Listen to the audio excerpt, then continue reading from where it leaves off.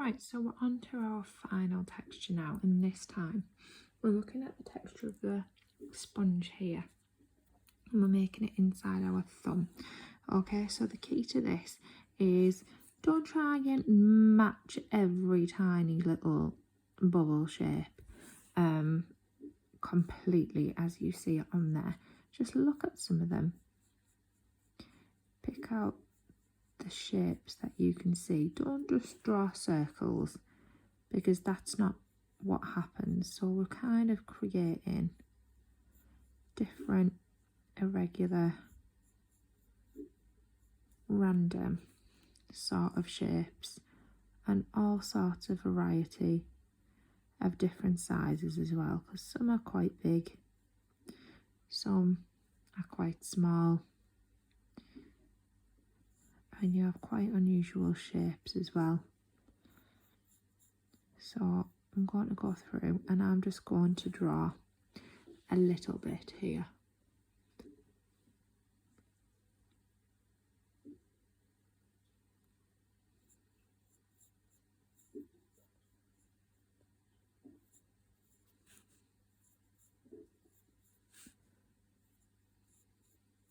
And what I did want to show you as well is at the edge, what you can do is you can sort of add some of those holes, crinkles into the edge of your finger as well. So if we imagine that had kind of had a bump cut out, and then we could kind of work some little circles and shapes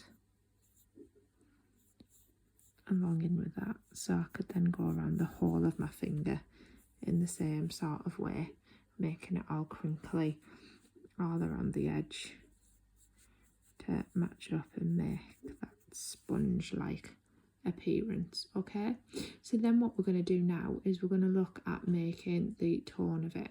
So again, if we look inside, you can see that some of them are sort of a lighter grey, some of them are darker grey. So what I'm going to do is I'm going to start applying that in. So on this one, it kind of appears dark at the back of the hole that I've made, and then it gets lighter towards it. And then this one kind of comes from up here and down. And it's all about just making those different tones. And even if you just kind of pick, well, I'm going to do one little dark bit and one little light bit in each shape that I've got. And what it does is it just helps it make it look a little bit more realistic. A little bit more 3D. I'm going to do this one a lot darker so it looks a lot deeper.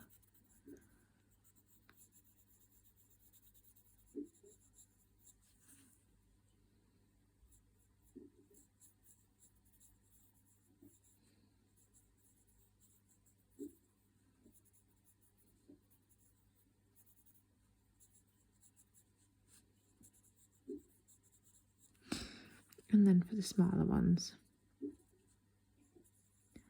I'll just again make them some different tones, some lighter ones, some darker ones, and you continue like that around your whole thumb.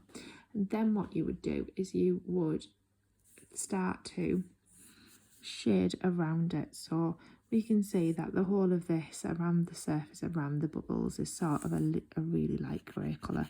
So again, what I'm going to do is I'm going to use that pencil on the side technique to lightly go and shade over